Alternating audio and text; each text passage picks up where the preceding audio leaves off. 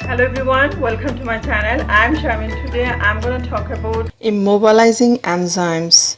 Enzymes have an enormous range of commercial applications, for example, in medicine, food technology, and industrial processing. Enzymes are expensive. No company wants to have to keep buying them over and over again if it can recycle them in some way.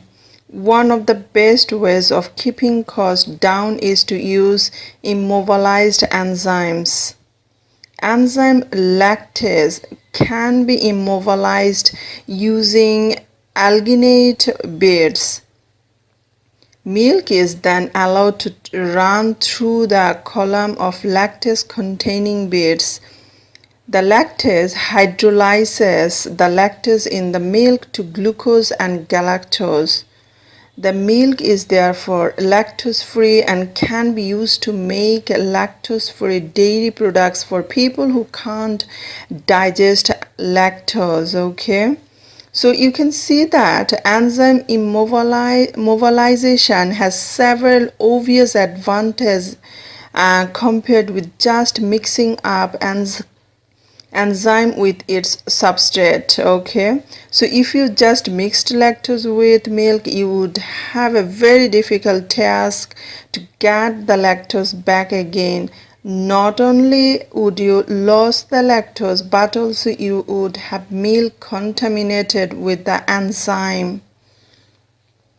Using immobilized enzymes means that you can keep and reuse the enzymes, that the product is enzyme free. Okay, so yeah, another advantage of this process is that the immobilized enzymes are more tolerant of temperature changes and pH changes than enzymes in solution. These may be partly because their molecules are held firmly in shape by the alginate in which they are embedded and so don't denature as easily.